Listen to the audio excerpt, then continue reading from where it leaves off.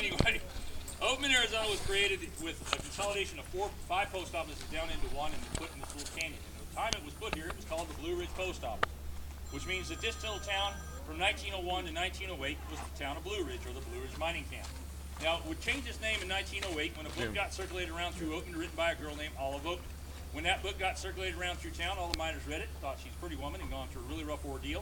So they all took a vote and voted to change the name of the post office from Blue Ridge to Oatman. Once that happened, it became the town of Oatman because it had the Oatman post office in the middle of it.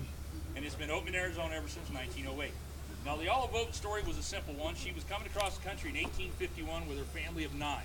When somewhere around Gila Bend, they got separated from the wagon train they were running with, and shortly after that, they were attacked by the Yavapai Indians.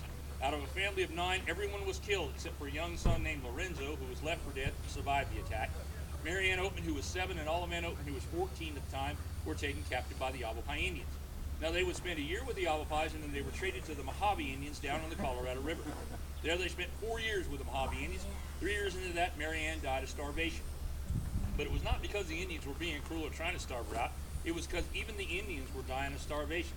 There were extreme droughts going on in this part of the country between 1849 and 1856. In fact, the droughts are so bad that there are many diaries and history books that comment on the fact that most of the time the Colorado River during that time was so low you could step from one side to the other and never get wet. So they were having a hard time growing food because they farmed the Colorado River much the way the Egyptians farmed the Nile. Now, Olive Oatman remained with the Indians for another year before a Spanish trader realized there was a white girl with the Indians. He went back to Yuma and grabbed some folks. They bartered with the Indians and got her out of captivity. Shortly after she was released, her and her brother got with a co-author, and they co-wrote a book called Captivity of the Oatman Girl. And that was the book that would get circulated through the town in 1908 and change its name from Blue Ridge to Oatman. And it's been Oatman, Arizona ever since. Now, our little